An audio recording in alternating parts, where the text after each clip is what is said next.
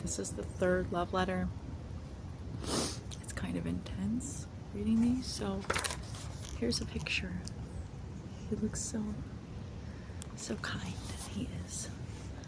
Yeshua, if I were told our love story before we met, would I outpicture our marriage in any other manifestation to any other degree? I would not. You have the whole of me still. Sure, we have forgot, and we will remember again as all the beasts and burdens circle the earth, proving prophecy after the next. Is it entrapment if I agree? This dance of ours, did you choose me because I would take it, or I could take it? Because I am the woman with the highest capacity for pain of losing you. That I should not wither for all of tarnation, but wither on a spectacle for society's judging, calculating eyes. They would see me not fit for a king. They would see me far from you. And how, my king, do you see me too? Am I not lit with the light of 1,000 dawns, as you once blessed me with your lips? Upon every part of me, worshipping my very soul with yours. Am I not the first fruit of your eye? The apple to your Eve, the Eve to your Adam? Am I not the sea that completes your, that opens your page, that completes your coastline? Am I not the mountains that set the stage of all your world, with the horizon so great to bring tears of fire to the eyes of God? How is it that they could see some version of you so well, that they could know some version of you so well, know me so little? How did I get lost from your books? My teachings buried, my heart sealed from yours in the tapestry of historic ramblings they call Bible. Incomplete. Oh, they'll like this. They'll call blaspheme. They are the blasphemers. They have taken woman out of it. Oh, there is wrath. What a lovely spell she is, bearing my papers farther into the earth with your true heart, where you clutch and protect me and see who I am in the depth of all that is.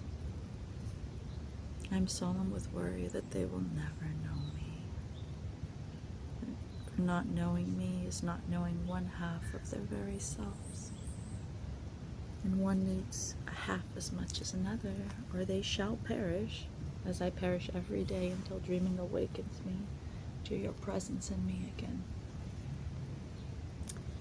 It disgusts me vividly to know what they have done in you, to take one so pure and use his light to suppress another kind of light, to make one wrong and one right, turns my stomach completely, to make we women so small. When you uplifted us, you honored us as your mother, your saint, your God. You saw the God in me every day I existed, and I only existed with you. Every other moment is some dream walk, some ghost of time, some figment, something that slips from my fingers and unravels in my chest. In the dark, the flicker of two flames brings a warmth to comfort this longing, to loose me from my construction of a self without you. Why did I do it? Why did I go on without you? Could I not just turn it all off? I tried forgetting, I suppose, for many lifetimes. I had to find my way back to you. Back to you is back to me. It is in this portal of pain and the longing that I am reunited with my truth, to feel, to ignite, to exist again.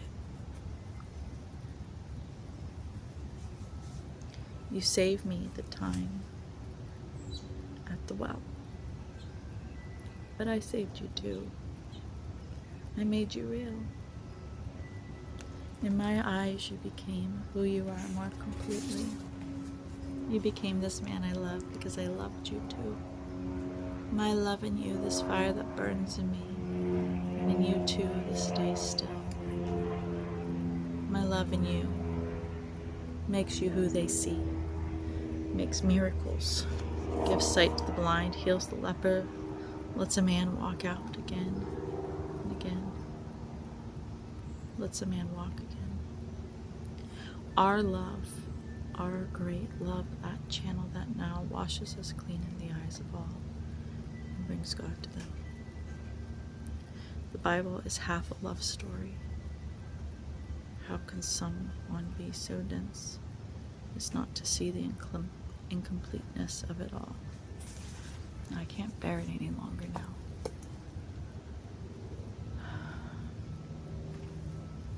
I suppose this is my cross to bear, telling the story when they came out with the Bible and then they discredited Mary Magdalene. They said she was a prostitute. Later the Catholic Church said, nope, she wasn't. But nobody remembers that part. They do remember that she's a prostitute. I remember as a kid being told that. So this world is veiled in ignorance, and people are being controlled and manipulated by something that is ultimately created in a way that was designed to control other people. And a whole half of the story got taken out and buried, and it was found like in a jar in Egypt under the earth. And so Mary's story is starting to be told, as well as these other Gnostic Gospels. Gnosticism is basically not just relying on somebody else to tell us about God, but it's allowing God also to move through us.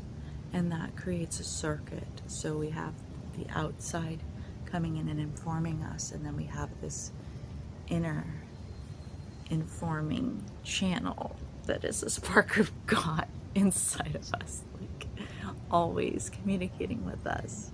So if somebody was trying to control us, they would say, no, no, no, no. Listen to that one. That one's telling you, so you got to do what it says. So the Roman Catholic Church was like, there's too much in Mary's gospel that's given these people agency, free will, and that's not going to work with us controlling them. So we need to take this out completely. When they found Mary's gospel, a few of the first pages were removed and torn out. Now, who did that? You think it was Mary? You think it was somebody else? We don't know. We don't get to know that one. But when somebody decides to follow that darkness and that pull to control somebody else, they may be ripping out irreplaceable pages. Luckily, all of life is connected, so now we can do things like channel. Probably somebody could channel those pages, maybe me, who knows, and tune into what was already shared that was removed because of the power it gave to the individual. The power that God wants us to have. When people say, oh, if that happened to that person, that means God doesn't exist, because why didn't God intervene? Well, God's been talking to us and telling us how to prevent that from happening to that person. We've not been listening. So there is something called free will, but there are also very willful humans that have existed for all of time. So there's this imbalance of willfulness, ignorance, and Gnosticism is great, but you could use any word. You don't need to use a word for it. We have something inside of us that can enlighten us, dissolve ignorance, and cut the cords on that power imbalance, bring us back to this expression of God's will on earth. And so Mary Magdalene is this story that's not been told beside Jesus' story when he did walk beside her and taught beside her. They both were integral parts of one another's tutelage, but they were somewhat polarized. They complemented one another as a yin and yang. When you take away half of it, you put one half on the pedestal and discredit the other half, that's going to lead to a lot of problems. That's going to lead to an incompleteness. And one half can't exist without the other. It just can't.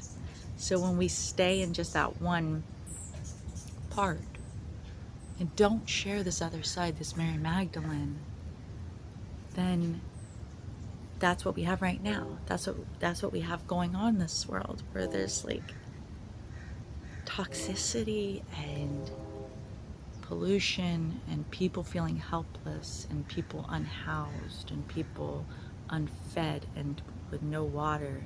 There's an imbalance of resources. Some people have many billions. Some people have no sense. And how could a person be content in hoarding? And that is hoarding, to have many mansions or many billions or whatever, while other people are starving and suffering deeply. They cannot be removed from one another.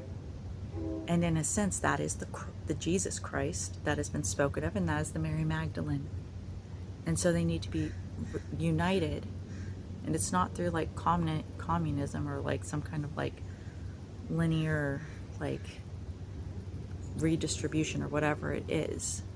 But this person needs to come down into equity of worth with everybody else, and understanding that we are all equally valuable, and activism to when they have the resources to care about helping and lifting a hand down to the people here. And so if we start to think about the possibility of Jesus Christ already existing on this earth again, then that can be an activation of him into humanity, to where he can meet us and we can stay at this level together of 100% human, 100% divine, and be activated in goodness and in love at all times. So it's all on this spectrum, and it's all in this continuum, and it's about bringing balance back. And so telling this story, I feel very alienated. I feel very small. I know so many people who are, all my family's either Christian, Catholic, or atheist. I don't feel accepted by anybody, because I'm telling this story that was purposefully hidden, but it's still not made me silence myself. I still just am talking alone in some backyard to myself, the chimes singing.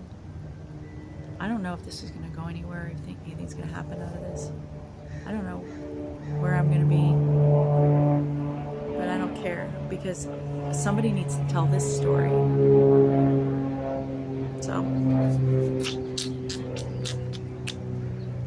there's a squirrel. See? Not alone. There's a bird. I hear a bird. Maybe there's somebody looking at this video.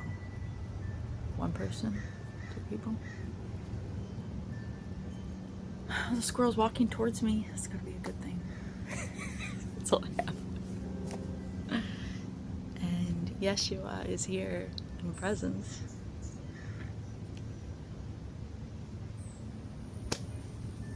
So let's have faith. Do I read the other parts? I don't know. Let's see if anybody cares that I made this video.